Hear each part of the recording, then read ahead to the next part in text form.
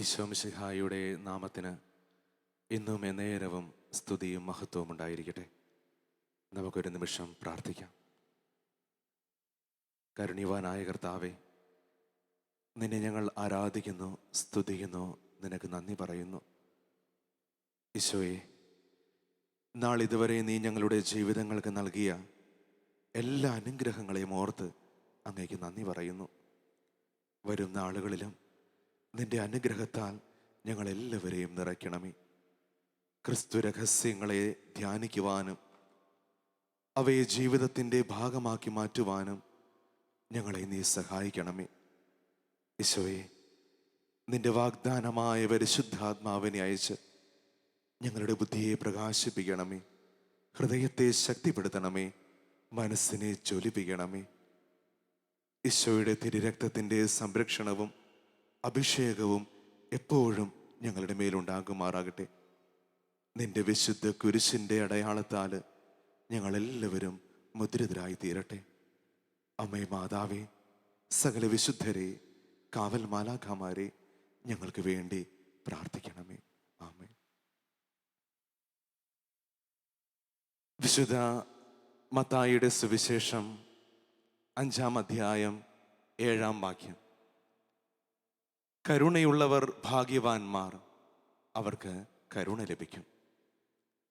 ഈശോ മിശിഹായിൽ ഏറ്റവും സ്നേഹം നിറഞ്ഞ സഹോദരി സഹോദരന്മാരെ,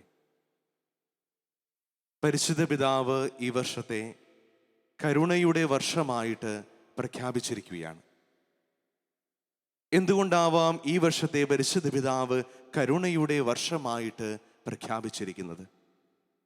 എനിക്ക് തോന്നുന്നു, കരുണ അറ്റുപോയ ഒരു ആധുനിക ലോകത്തെയും കരുണയ്ക്ക് വേണ്ടി ദാഹിച്ച് കൊതിച്ച് നോക്കുന്ന മറ്റൊരു സമൂഹത്തെയും മനസ്സിൽ കണ്ടുകൊണ്ടാവണം പരിശുദ്ധ പിതാവ് ഈ വർഷത്തെ കരുണയുടെ വർഷമായിട്ട് പ്രഖ്യാപിച്ചത്. കരുണ അറ്റുപോയ ഒരു ലോകവും കരുണയ്ക്ക് വേണ്ടി നോക്കുന്ന മറ്റൊരു സമൂഹവും. വീട്ടിലാണെങ്കിലും നാട്ടിലാണെങ്കിലും ഒക്കെ നാം കാണുന്നത് ഇതുതന്നെയാണ്. എല്ലാ ദിവസവും കുടിച്ച് വീട്ടിലേക്ക് കയറി വരുന്ന ഭർത്താവിൻ്റെ മുഖത്തേക്കുള്ള ഭാര്യയുടെ നോട്ടം, അതൊരിറ്റ് കരുണയ്ക്ക് വേണ്ടിയുള്ള നോട്ടമാണ്. അല്ലെങ്കിൽ 6 ഏക്കർ സ്ഥലമുണ്ടായിട്ടും വെറും 6 സെന്റ് സ്ഥലമുള്ള ഒരുവന്റെ ഭൂമി കയ്യേറി അവനെ കള്ളക്കേസിൽ കുരുക്കി പോലീസ് സ്റ്റേഷനിൽ കയറ്റുമ്പോൾ ഈ പാവപ്പെട്ടവൻ ഈ പണക്കാരൻ്റെ മുഖത്തേക്ക് നോക്കുന്നത് അതും ഒരിറ്റ് കരുണയ്ക്ക് വേണ്ടിയുള്ള നോട്ടമാണ്. കോടികൾ മുടക്കി വിവാഹാഘോഷം നടത്തുമ്പോഴും കെട്ടിച്ചു വിടുവാൻ നിവൃത്തിയില്ലാത്ത അയൽപക്കത്തെ വീട്ടിലെ നിർധനനായ കുടുംബനാഥൻ ഈ പണക്കാരൻ്റെ മുഖത്തേക്ക് നോക്കുന്നതും അതും ഒരിറ്റ് കരുണയ്ക്ക് വേണ്ടിയുള്ള നോട്ടമാണ്. എല്ലാ ദിവസവും വിഭവസമൃദ്ധമായി ആഹാരം കഴിക്കുന്ന കുടുംബാംഗങ്ങളുടെ മുഖത്തേക്ക് അയൽപക്കത്തെ വീട്ടിലെ പട്ടിണി പാവങ്ങൾ നോക്കുന്നതും അതും ഒരിറ്റ് കരുണയ്ക്ക് വേണ്ടിയുള്ള നോട്ടമാണ്. ഏതാനും മാസങ്ങൾക്ക് മുമ്പ് പത്രത്തിൽ വന്ന ഒരു വാർത്ത നമ്മുടെയൊക്കെ ഹൃദയങ്ങളെ വല്ലാതങ്ങ് മുറിപ്പെടുത്തിയിട്ടുണ്ടാവണം.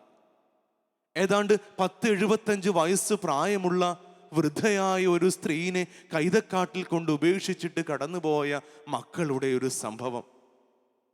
കാട് വെട്ടിത്തിളച്ച് തൊഴിലുറപ്പ് ചെയ്യുന്ന സ്ത്രീകൾ കൈതക്കാട്ടിലേക്ക് നടന്നു ചെന്നപ്പോൾ കണ്ടു, പുഴുവരിച്ച് ഉറുമ്പരിച്ച് മരണത്തോടും മല്ലിട്ട് കഴിയുന്ന ഒരു വൃദ്ധയായ സ്ത്രീ. 10 മാസം ഉദരത്തിൽ വഹിച്ച് ചോര നീരാക്കി വളർത്തി വലുതാക്കിയ മക്കള് വയസ്സാങ്കാലത്ത് അമ്മയ്ക്ക് സമ്മാനിച്ചിട്ട് കടന്നുപോയതാ കുറ്റിക്കാട്ടിലുള്ള ജീവിതം. ഈ സ്ത്രീയുടെ മുഖത്തും നാം കാണുന്നത് ഒരിറ്റ് കരുണയ്ക്ക് വേണ്ടിയുള്ള നോട്ടമാണ്. ഇന്നത്തെ ലോകത്തിൽ മുഴുവനും നാം നോക്കിക്കേ, കാണുന്നത് കരുണയറ്റുപോയ ഒരു സമൂഹത്തെയും കരുണയ്ക്ക് വേണ്ടി ദാഹിക്കുന്ന ഒരു സമൂഹത്തെയും. ലൂക്ക 6:36, നിങ്ങളുടെ പിതാവ് കരുണയുള്ളവനായിരിക്കുന്നത് പോലെ നിങ്ങളും കരുണയുള്ളവരായിരിക്കുവിൻ. നിങ്ങളുടെ പിതാവ് കരുണയുള്ളവനായിരിക്കുന്നത് പോലെ നിങ്ങളും കരുണയുള്ളവരായിരിക്കുവിൻ. ഈ ലോകത്തോട് ഏറ്റവും കൂടുതൽ കരുണ കാണിക്കുവാൻ ഉത്തരവാദിത്തമുള്ള ഒരു സമൂഹമുണ്ട് എങ്കിൽ അത് ക്രൈസ്തവ സമൂഹമാണ്. കാരണം എന്താ? പിതാവ് നമ്മോട് കരുണ കാണിച്ചു. പിതാവ് തൻ്റെ ഏകപുത്രനായ ഈശോ മിശിഹായെ നമ്മുടെ രക്ഷകനായി ഈ ഭൂമിയിലേക്ക് വിട്ടുകൊണ്ട് പിതാവായ ദൈവം നമ്മോട് കരുണ കാണിച്ചു. എന്തിനു വേണ്ടി? പാപത്തിൻ്റെ പടുകുഴിയിൽ പതിഞ്ഞു കിടന്ന പാപികളായ എന്നെയും നിങ്ങളെയും ഒക്കെ രക്ഷിച്ച് പിതാവിലേക്ക് പാതയൊരുക്കുവാൻ ഈ പിതാവായ ദൈവം തൻ്റെ പുത്രനായ ഈശോ മിശിഹായെ ഈ ഭൂമിയിലേക്ക് വിട്ടു എങ്കിൽ അവിടെ പ്രിയമുള്ളവരെ നാം കാണുക ദൈവത്തിൻ്റെ കരുണയാണ്. ദൈവത്തിൻ്റെ കരുണയാ അവിടെ നാം കാണുക. സാധാരണ എല്ലാവരും ദൈവത്തെ വിശേഷിപ്പിക്കുക ദൈവം സ്നേഹമാണെന്ന. God is equal to love എന്ന് പറയുന്ന നിർവചനം പോലുമുണ്ട്. ഒക്കെ ശരി തന്നെ. എന്നാൽ ഞാൻ പറയും ദൈവം സ്നേഹമാണ്, എന്നാൽ അതിലും ഉപരി എൻ്റെ ദൈവം കരുണയാണ്. എൻ്റെ ദൈവം കരുണയാണ്. എന്താ ഈ സ്നേഹവും ഈ കരുണയും തമ്മിലുള്ള വ്യത്യാസം? ഒരു ചെറിയ ഉദാഹരണത്തിൻ്റെ വെളിച്ചത്തിൽ പറയുകയാണെങ്കിൽ, ഒരു കൊച്ചു കുഞ്ഞ് വീടിനകത്തൂടെ നീന്തി നടന്ന് കളിക്കുകയാണ് എന്ന് സങ്കല്പിക്കുക. ഈ കുഞ്ഞ് കുറച്ചു നേരം കളിച്ചു നടന്ന് അവൻ്റെ കാല് ഒരു കട്ടിലിൽ തട്ടി അവൻ പൊട്ടിക്കിടന്ന് കരയുക. അവൻ്റെ ഈ കരച്ചിൽ കണ്ടുകൊണ്ട് അടുക്കളയിൽ നിന്ന് അമ്മ ഓടി വന്ന് അവനെ കെട്ടിപ്പിടിച്ചു വാരിപ്പുണർന്ന് തൻ്റെ നെഞ്ചോട് ചേർത്ത് വെച്ചുകൊണ്ട് അവന് പാല് കൊടുക്കുന്നു. ഇവിടെ ഈ അമ്മ ഈ കുഞ്ഞിനോട് കാണിച്ച സ്നേഹം നാം കാണും. എന്നാൽ ആരുമില്ലാത്ത ഒരു കുഞ്ഞ്, അനാഥനായ ഒരു കുഞ്ഞ് ഇതുപോലെ തന്നെ അകത്തുകൂടെ നടന്ന് കളിച്ചപ്പോൾ അവൻ്റെ കാലും ഒരു കല്ലിൽ തട്ടി അവന് പൊട്ടിക്കിടന്ന് കരയുക.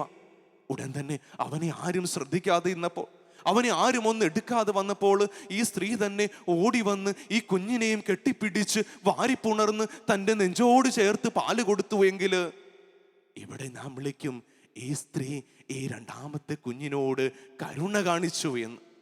ആദ്യത്തെ കുഞ്ഞിനോട് ഈ അമ്മ സ്നേഹം കാണിച്ചു എങ്കിൽ രണ്ടാമത്തെ കുഞ്ഞിനോട് ഈ അമ്മ കാണിച്ചത് സ്നേഹമല്ല, മറിച്ച് കാരുണ്യമാണ്.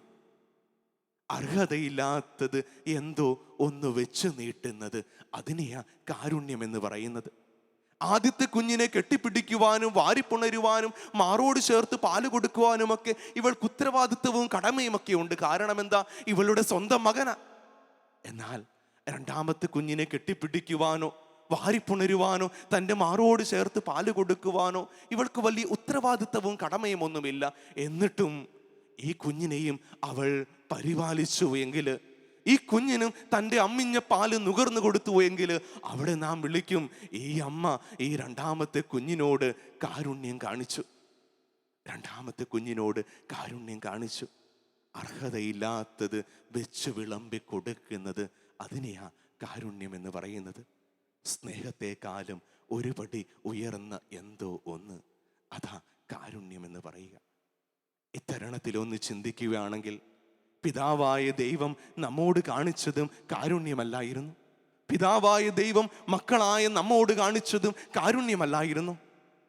അഹങ്കാരം മൂലം പാപം ചെയ്ത് പാപത്തിൻ്റെ പടുകുഴിയിൽ പതിഞ്ഞു കിടന്ന എന്നെയും നിങ്ങളെയും രക്ഷിക്കാൻ അവൻ തൻ്റെ ഏകപുത്രനായ ഈശോ മിശിഹായെ, ഏകജാതനായ ഈശോ മിശിഹായെ ഭൂമിയിലേക്ക് വിട്ടുപോയെങ്കിൽ അവിടെ പ്രിയമുള്ളവരെ നാം കാണുന്നത് ദൈവത്തിൻ്റെ കാരുണ്യമാണ്.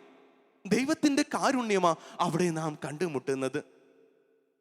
മനുഷ്യനായിട്ട് ഭൂമിയിൽ അവതരിച്ച ഈശോയുടെ ഹൃദയത്തിൻ്റെ ഭാവവും അതും കാരുണ്യത്തിൻ്റെ ഭാവമായിരുന്നു. അന്ധർക്ക് കാഴ്ചയും ബധിരർക്ക് കേൾവിയും മൂകർക്ക് സംസാരവും മരിച്ചവർക്ക് ജീവനും ഇങ്ങനെ സകലർക്കും അനുഗ്രഹങ്ങൾ പ്രദാനം ചെയ്ത് പാലസ്തീനായിലൂടെ നന്മകൾ ചെയ്ത് കടന്നു പോകുന്ന ഈശോ മിശിഹ. മത്തായിയുടെ സുവിശേഷം 14-ാം അധ്യായം 14-ാം വാക്യത്തിൽ നാം കാണുന്നു, അവൻ കരയ്ക്കണഞ്ഞപ്പോൾ ഒരു വലിയ കൂട്ടം ജനത്തെ കണ്ടു. അവരുടെ മേൽ അവൻ അനുകമ്പ തോന്നി, അവരുടെ മേൽ അവന് കരുണ തോന്നി. അവരുടെ ഇടയിലെ രോഗികളെ അവൻ സുഖപ്പെടുത്തി. 38 വർഷമായിട്ട് ബെത്സയിദ കുളക്കടവിൽ കിടന്ന രോഗിയുടെ മേലും അവന് തോന്നിയ ഹൃദയവികാരം കരുണയുടെ വികാരമായിരുന്നു. അവൻ കരുണയോടുകൂടി അവനെ നോക്കിക്കണ്ടു. കരുണയോടുകൂടി അവൻ്റെ അടുത്ത് ചെന്ന് അവനെ തൻ്റെ നെഞ്ചോട് ചേർത്ത് പിടിച്ച് അവന് സൗഖ്യം കൊടുക്കുകയാണ്.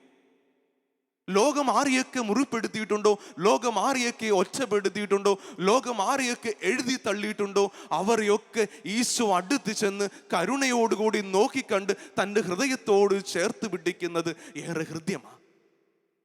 അവസാനം ഈ കരുണയുടെ യാത്ര എത്തിച്ചേരുന്നത് കാൽവരി മലയിലാണ്.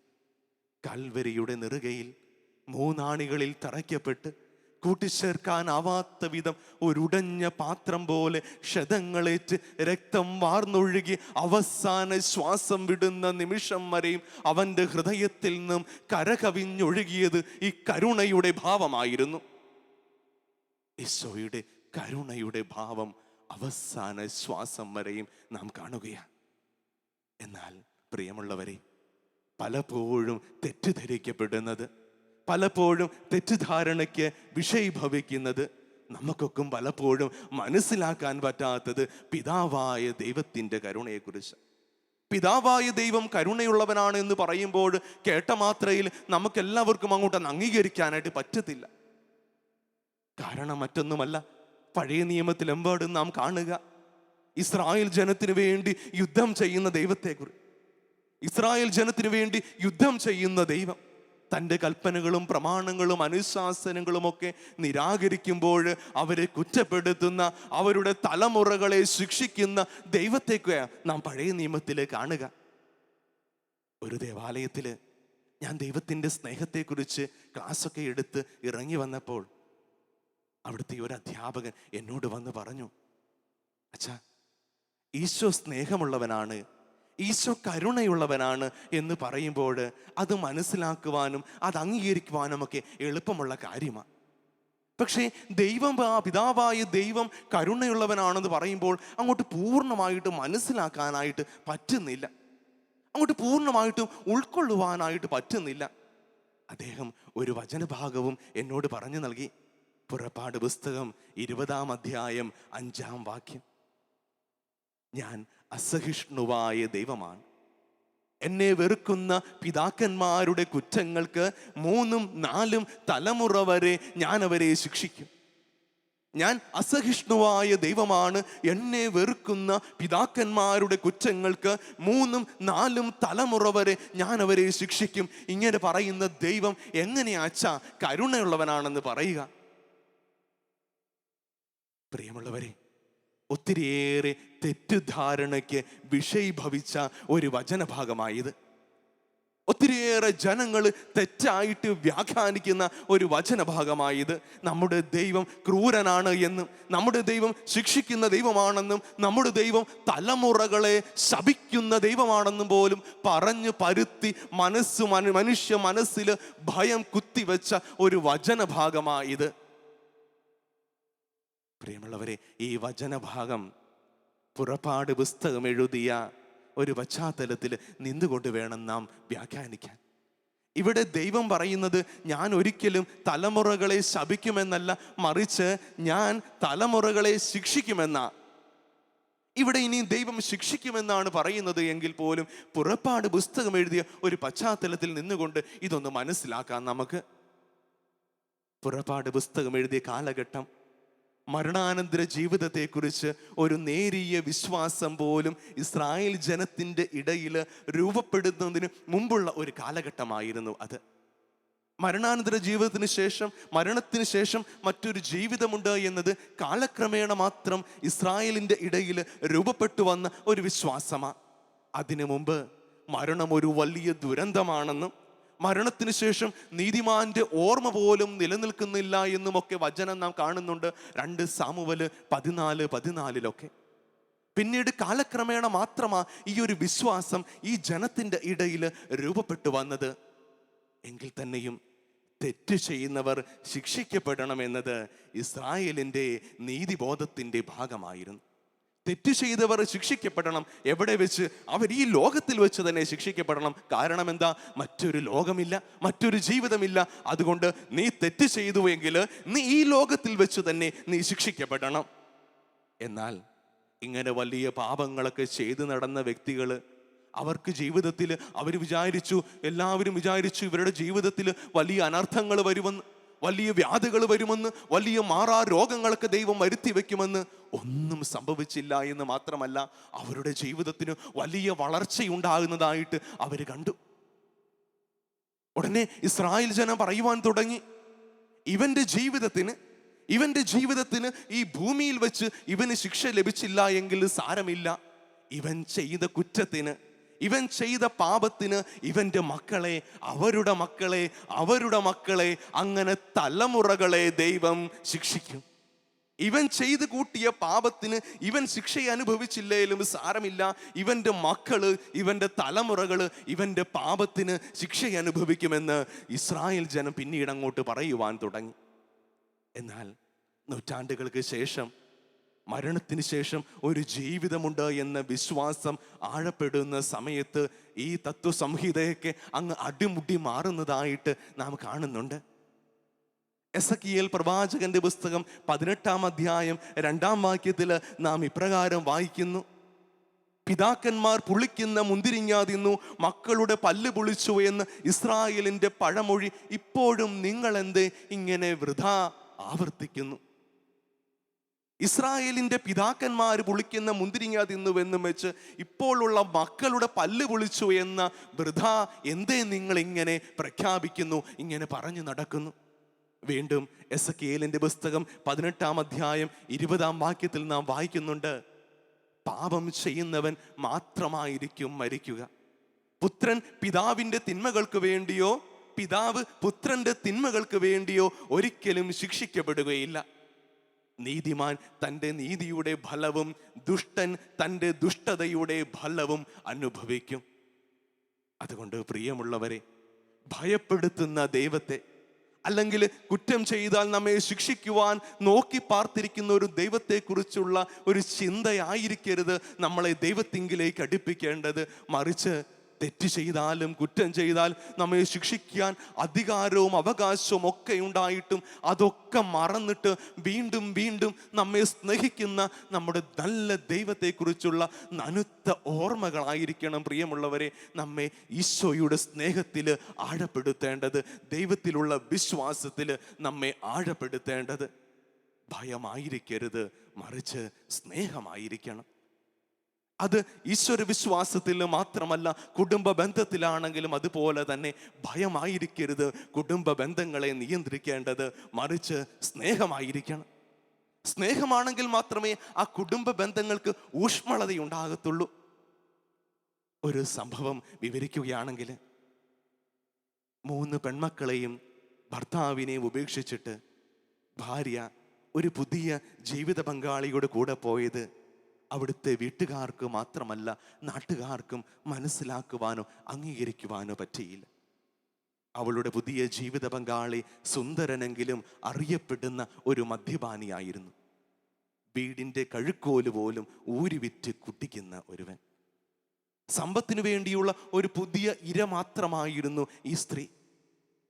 അങ്ങനെ ഇവളുടെ സ്വർണമെല്ലാം വിറ്റ് ഇദ്ദേഹം മദ്യപിക്കുവാൻ തുടങ്ങി. അവസാനം ഒന്നുമില്ലാതെ വന്നപ്പോൾ ഇവളുടെ ശരീരത്തിന് പോലും അയാൾ വില പറയുകയാണ്.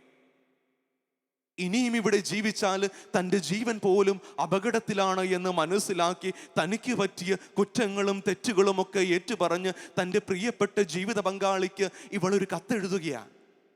ഒരു കണ്ണുനീരിൽ കുതിർന്ന ഒരു കത്ത്. ഈ കത്ത് അദ്ദേഹത്തിൻ്റെ അടുത്ത് ചെന്നു. അദ്ദേഹം ഇത് വായിച്ചതിന് ശേഷം തൻ്റെ പ്രിയപ്പെട്ട 3 പെൺമക്കളെയും വിളിച്ചു പറഞ്ഞു: മക്കളെ, നമ്മുടെ അമ്മ ദേ വരാൻ പോകുന്നു. മക്കളെ, ദേ നമ്മുടെ അമ്മ തിരിച്ച് വീട്ടിലേക്ക് വരാൻ പോകുന്നു. ഉടനെ ഇത് കേട്ട ഉടനെ ആ മക്കൾ പറഞ്ഞു: ഇല്ല, ഞങ്ങൾ തൊട്ട് സമ്മതിക്കത്തില്ല.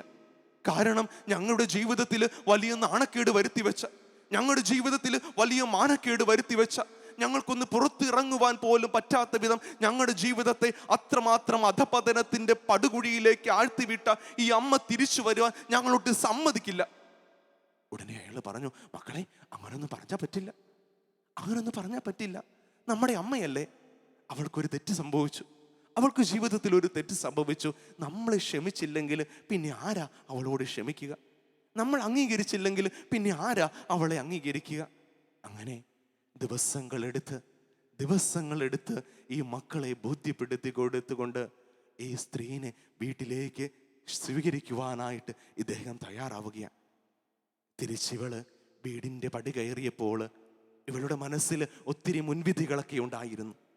ഒത്തിരി മുൻവിധികളോടുകൂടിയൊക്കെയാ ഇവൾ ഈ വീടിൻ്റെ പടി കയറിയത്. തനിക്ക് ഈ വീട്ടിൽ ആദ്യം ലഭിച്ച സ്നേഹം ഇനി ലഭിക്കില്ല, തനിക്ക് ഈ വീട്ടിൽ ലഭിച്ച ആദ്യ പരിഗണന ഇനി ലഭിക്കില്ല, തനിക്ക് ഈ വീട്ടിൽ ആദ്യമുണ്ടായിരുന്ന സ്വാതന്ത്ര്യം ഇനി ലഭിക്കത്തില്ല.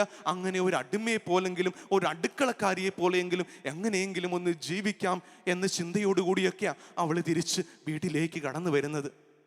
എന്നാൽ പിണക്കത്തിൻ്റെയോ പരിഭവത്തിൻ്റെയോ ഒരു ലാഞ്ചന പോലും കാണിക്കാതെ, പിണക്കത്തിൻ്റെയോ പരിഭവത്തിൻ്റെയോ ഒരു ചെറിയ ലാഞ്ചന പോലും കാണിക്കാതെ ഈ മക്കളും ഈ വ്യക്തിയും ഈ കുടുംബനാഥനും ഇവളെ വീണ്ടും സ്നേഹിക്കുവാനായിട്ട് തുടങ്ങി. വീണ്ടും ഇവൾക്ക് ആദ്യ സ്നേഹം കൊടുക്കുവാനായിട്ട് തുടങ്ങുകയാണ്. ഉടനെ ഇവൾ കരഞ്ഞുകൊണ്ട് പറഞ്ഞു, ഇതെനിക്കൊട്ട് അംഗീകരിക്കാൻ പറ്റുന്നില്ല, ഇതെനിക്കൊട്ട് മനസ്സിലാക്കാനായിട്ട് പറ്റുന്നില്ല. കാരണം ഇദ്ദേഹം എന്നെ ഒന്ന് അടിച്ചിരുന്നുവെങ്കിൽ, എന്നെ ഒന്ന് വഴക്ക് പറഞ്ഞിരുന്നുവെങ്കിൽ, എന്നെ ഒന്ന് ശാസിച്ചിരുന്നുവെങ്കിൽ എനിക്ക് ഇത്രമാത്രം വേദന ഉണ്ടാകത്തില്ല. പക്ഷേ ഒന്നും നടക്കാത്ത മട്ടിൽ, ജീവിതത്തിൽ എനിക്കൊന്നും സംഭവിക്കാത്ത മട്ടിൽ എന്നെ വീണ്ടും വീണ്ടും സ്നേഹിക്കുമ്പോൾ, ആദ്യ സ്നേഹം എൻ്റെ മുമ്പിലേക്ക് വീണ്ടും ഇങ്ങനെ വെച്ച് വിളമ്പി തരുമ്പോൾ അതെനിക്ക് മനസ്സിലാക്കാനായിട്ട് പറ്റുന്നില്ല എന്ന് പറഞ്ഞ് അവൾ വാവിട്ട് പൊട്ടിക്കരയുക. പിന്നീട് തൻ്റെ ജീവിതത്തിൻ്റെ അവസാന ശ്വാസം വരെ പോലും ഈ ജീവിത പങ്കാളിയും തൻ്റെ പ്രിയപ്പെട്ട 3 മക്കളുമല്ലാതെ ഒരു വ്യക്തി പോലും ഇവളുടെ ജീവിതത്തിലേക്ക് കടന്നു വരത്തില്ല. സ്നേഹം അവളെ നിർബന്ധിച്ചു, സ്നേഹം അവളെ നിർബന്ധിച്ചു. ഇനിയുള്ള ജീവിതത്തിൽ വിശുദ്ധയായിട്ട് ജീവിക്കുവാനായിട്ട് സ്നേഹം അവളെ നിർബന്ധിക്കുകയാണ്. അതുപോലെ പ്രിയമുള്ളവരെ, നമ്മുടെ ദൈവത്തെക്കുറിച്ചുള്ള ഭയമായിരിക്കരുത് നമ്മളെ ദൈവത്തിങ്കിലേക്ക് അടുപ്പിക്കുവാൻ. പാപം ചെയ്ത് നാം ദൈവത്തിൽ നിന്ന് അകന്നു പോയിട്ടും അതൊന്നും പരിഗണിക്കാതെ, അതൊന്നും വേണ്ട ഗൗരവത്തോട് കാണാതെ എന്നെ വീണ്ടും വീണ്ടും സ്നേഹിച്ച് എനിക്ക് ആദ്യ സ്നേഹം, ആദ്യ പറുദീസ അനുഭവം എനിക്ക് നൽകുന്ന എൻ്റെ നല്ല ദൈവത്തെക്കുറിച്ചുള്ള നല്ല ഓർമ്മകളായിരിക്കണം, നല്ല ഓർമ്മകളായിരിക്കണം പ്രിയമുള്ളവരെ എന്നെയും നിങ്ങളെയും ഒക്കെ ദൈവത്തിങ്കിലേക്ക് അടുപ്പിക്കേണ്ടത്.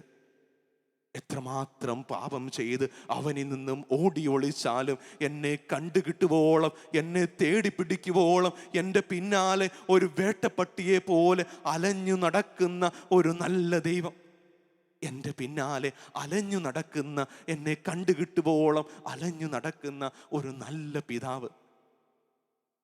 കരുണയുടെ സുവിശേഷകനായ ലൂക്കാസ് സുവിശേഷകൻ തൻ്റെ 15-ാമത്തെ അധ്യായത്തിൽ ഒരു ഉപമ വിവരിക്കുന്നുണ്ട്. കരളുള്ള മനുഷ്യരുടെ കരളലിയിപ്പിക്കുന്ന ഹൃദയസ്പർശിയായ ഒരു ഉപമ. The parable of the prodigal son, ധൂർത്തപുത്രൻ്റെ ഉപമ. അവന് ആ കുടുംബത്തിൽ എല്ലാം ലഭിച്ചിരുന്നു. അവകാശം, അധികാരം, പണം, പദവി, മേൽവിലാസം എല്ലാം അവന് വീട്ടിൽ ലഭിക്കുകയാണ്. എന്നിട്ടും ലോകം വെച്ചു നീട്ടിയ നശ്വരമായ ചില സന്തോഷങ്ങൾ തേടി ഇവൻ ആ അനശ്വരമായ സന്തോഷത്തെ വെടിഞ്ഞ് ഇറങ്ങിപ്പോകുക.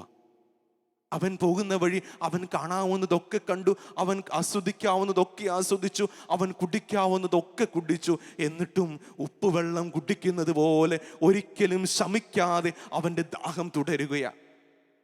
അവസാനം അവൻ ചെന്നെത്തുന്നത് പന്നിക്കൂട്ടിലാണ്. പന്നിക്കൂട്ടിൽ അവൻ അവസാനം ചെന്നെത്തുകയാണ്. ജീവിതത്തിൻ്റെ അധപതനത്തിൻ്റെ ആഴത്തെ സൂചിപ്പിക്കുന്ന വിശുദ്ധ ഗ്രന്ഥത്തിലെ ഏറ്റവും ആഴമുള്ള ഒരു ബിംബമാ പന്നി എന്ന് പറയുന്നത്. അവൻ അവസാനം പന്നിക്കൂട്ടി ചെന്നെത്തി. അവിടെ വെച്ചാ അവന് ബോധോദയമുണ്ടാകുന്നത്. താൻ എവിടെയായിരുന്നുവെന്നും താനിപ്പോൾ എവിടെ കിടക്കുന്നു എന്നുമുള്ള ഒരു ബോധം അവനുണ്ടാവുകയാണ്. താൻ എങ്ങനെ ജീവിച്ച മനുഷ്യൻ താനിപ്പോഴത്തെ എവിടെ എങ്ങനെ ജീവിക്കുന്നു, അത് അവനൊരു തിരിച്ചറിവ് നൽകി. അവൻ വീണ്ടും തൻ്റെ പിതാവിൻ്റെ സ്നേഹത്തിൽ അഭയം പ്രാപിക്കുവാനായിട്ട് അവൻ പന്നിക്കൂടിനെ ഉപേക്ഷിച്ച് വീണ്ടും കടന്നു പോവുകയാണ് പിതാവിൻ്റെ സന്നിധിയിലേക്ക്. അവൻ പിതാവിൻ്റെ അടുക്കലേക്ക് പോയപ്പോൾ അവൻ്റെ വസ്ത്രം മുഴുവനും കീറി, അവൻ്റെ ശരീരം മുഴുവനും എല്ലും തോലുമായി ആ പോകുന്ന വഴി ആർക്കും അവനെ മനസ്സിലാക്കാനായിട്ട് പറ്റത്തില്ല. കാരണം അത്രമാത്രം അവൻ്റെ ശരീരം മാറിപ്പോയി. എന്നാൽ ദൂരെ വെച്ച് തന്നെ അവൻ്റെ അപ്പൻ അവനെ മനസ്സിലാക്കി ഓടി വന്ന് കെട്ടിപ്പിടിച്ച് അവന് വേണ്ടി സദ്യ ഒരുക്കുന്ന അപ്പൻ്റെ കഥ, അത് എത്ര ധ്യാനിച്ചാലും എത്ര വ്യാഖ്യാനിച്ചാലും ഒരിക്കലും മതിയാകാത്ത ഒരു മനോഹരമായ ഒരു ഉപമയ. എന്നെ തേടി പിടിക്കുവോളം, എന്നെ കണ്ടുകിട്ടുവോളം, എന്നെ സ്വന്തമാക്കുവോളം അലഞ്ഞു നടക്കുന്ന എൻ്റെ നല്ല ദൈവം, എൻ്റെ നല്ല പിതാവ്, എന്നെ കണ്ടുകിട്ടുവോളം അലഞ്ഞു നടക്കുന്ന, തേടി പിടിക്കുവോളം അലഞ്ഞു നടക്കുന്ന എൻ്റെ നല്ല ദൈവം. ഈ ദൈവത്തെ മറന്നിട്ട് എന്തോ ചിലത് ജീവിതത്തിൽ ലഭിച്ചില്ല എന്നതിൻ്റെ പേരിൽ, എന്തോ ജീവിതത്തിൽ എനിക്ക് നേടിയെടുക്കാൻ പറ്റിയില്ല എന്നതിൻ്റെ പേരിൽ, എന്തോ ചില വേർപാടുകൾ എൻ്റെ ജീവിതത്തിൽ സംഭവിച്ചു എന്നതിൻ്റെ പേരിൽ ഇത്രയും എന്നെ സ്നേഹിക്കുന്ന, ഇത്രയും എന്നെ കരുണയോടുകൂടി നോക്കിക്കാണുന്ന ഈ നല്ല ദൈവത്തെ മറന്നിട്ട് പ്രിയമുള്ളവരെ ഒരിക്കലും പൊട്ടക്കിണറുകൾ തേടി നമ്മൾ പോകരുതും. ഒരിക്കലും പോകരുതും. ലോകം വെച്ചു നീട്ടുന്ന നശ്വരമായ സന്തോഷങ്ങളുടെ പിന്നാലെ ഒരിക്കലും ഈ അനശ്വര സ്നേഹത്തെ, ഈ അനശ്വര കാരുണ്യത്തെ മറന്നിട്ട് നമ്മൾ പോകരുതും. കാരണം എൻ്റെ ദൈവം നൽകുന്ന സ്നേഹം, എൻ്റെ ദൈവം എൻ്റെ മുമ്പിലേക്ക് വച്ചു നീട്ടുന്ന കാരുണ്യം, അതിന് പകരം നിൽക്കുവാൻ, അതിന് പകരം വയ്ക്കുവാൻ മറ്റൊന്നിനും സാധിക്കത്തില്ല. കാരണം എൻ്റെ വേദനയിൽ എന്നോടൊപ്പം ഇരുന്ന് കരയുന്നവനാണ് എൻ്റെ ദൈവം. അവൻ ആകാശങ്ങളിൽ ഔന്നത്യങ്ങളിൽ മാലാഖമാരുടെ സ്തുതിവചനങ്ങൾ കേട്ട് മാത്രം ഇരിക്കുന്ന ഒരു ദൈവമല്ല, മറിച്ച് അവൻ എൻ്റെ കണ്ണുനീര് കാണുന്നവനാ, എൻ്റെ കണ്ണുനീരൊപ്പുന്നവനാ, എൻ്റെ കൂടെ നടക്കുന്നവനാ. ലാസറിൻ്റെ മരണത്തിൽ അവൻ്റെ സഹോദരിമാരോടൊപ്പം ഇരുന്ന് കരഞ്ഞതുപോലെ എൻ്റെ വേദനകളിൽ എന്നോടൊപ്പം ഇരുന്ന് കരയുന്ന ഒരു നല്ല ദൈവം. ഒരു തുള്ളി കണ്ണുനീര് എൻ്റെ കണ്ണിൽ നിന്നും വീഴും മുമ്പ് നിറകണ്ണുകളോടെ നോക്കി നിൽക്കുന്ന ഒരു നല്ല ദൈവം. ആ ദൈവത്തെ മറന്നിട്ട് മറ്റൊന്നും നമുക്ക് നേടാനില്ല. ആ ദൈവത്തെ മറന്നിട്ട് ജീവിതത്തിൽ മറ്റൊന്നും നമുക്ക് സ്വന്തമാക്കാനില്ല. പ്രിയമുള്ളവരെ, പൗലോസ് സ്ലീഹായോട് ചേർന്ന് നമുക്കും പറയാം, എൻ്റെ കർത്താവിൻ്റെ സ്നേഹത്തിൽ നിന്നും ആർക്കെന്നെ വേർപെടുത്താൻ പറ്റും? എന്നെ ഇത്രമാത്രം സ്നേഹിച്ച് എന്നെ കരുണയോടുകൂടി നോക്കിക്കണ്ട എൻ്റെ കർത്താവിൻ്റെ സ്നേഹത്തിൽ നിന്നും ആർക്കെന്നെ വേർപെടുത്താനാവും? ലോകത്തിലെ ഒരു വ്യക്തിക്കോ, ഒരു ശക്തിക്കോ, ഒരു ചിന്തകൾക്കോ എൻ്റെ നല്ല ദൈവത്തിൻ്റെ സ്നേഹത്തിൽ നിന്നും എന്നെ വേർപെടുത്താനായിട്ട് പറ്റത്തില്ല. കർത്താവേ, നിനക്ക് വേണ്ടി ഞാൻ എൻ്റെ ജീവിതം, എന്നെ സ്നേഹിക്കുവാനായിട്ട് മനുഷ്യനായി അവതരിച്ച എൻ്റെ ഈശോയെ, നിനക്ക് വേണ്ടി ഞാൻ എൻ്റെ ജീവിതം ഇതാ തീരെഴുതി വച്ചിരിക്കുന്നു. നമുക്ക് പ്രാർത്ഥിക്കാം. എമാവൂസിലേക്കുള്ള യാത്രാമധ്യേ ആ ശിഷ്യരുടെ കൂടെ നടന്നതുപോലെ എൻ്റെ ദൈവം എൻ്റെ കൂടെ നടക്കുകയാണ്. മോശ ഇസ്രായേൽ ജനത്തോട് ചോദിക്കുന്നുണ്ട്, നാം വിളിച്ചപേക്ഷിച്ചപ്പോഴൊക്കെ നമ്മുടെ ദൈവം നമുക്ക് സമീപസ്ഥനായിരുന്നത് പോലെ ദൈവം ഇത്ര അടുത്തുള്ള വേറെ ഏത് ശ്രേഷ്ഠ ജനതയാ ഉള്ളത്? ഞാനൊന്ന് വിളിച്ചപ്പോൾ എൻ്റെ അടുക്കിലേക്ക് ഓടി വന്ന, എൻ്റെ മിഴുനീരൊപ്പുന്ന, എന്നെ ആശ്വസിപ്പിക്കുന്ന എൻ്റെ നല്ല ദൈവത്തിൽ നിന്നും ഞാൻ ഓടി ഒളിച്ച നിമിഷങ്ങൾ ഓർത്ത്, ലോകം വെച്ച് നീട്ടിയ പന്നിക്കുഴികളുടെ പിന്നാലെ ഞാൻ പോയ നിമിഷങ്ങൾ ഓർത്ത് നമുക്ക് അവിടുത്തോട് മാപ്പ് പറയാം. ഇനി ഒരിക്കലും ഈശോയെ, നിന്റെ സ്നേഹത്തിൽ നിന്നും ഞാൻ ഓടി ഒളിക്കത്തില്ല എന്ന് നമുക്ക് പ്രതിജ്ഞ എടുക്കാം. എനിക്ക് വേണ്ടി മരിച്ച എൻ്റെ ഈശോയെ, ഇനിയുള്ള എൻ്റെ ജീവിതത്തിൽ നിനക്ക് വേണ്ടി മാത്രം ജീവിക്കാൻ എന്നെ സഹായിക്കണമേ.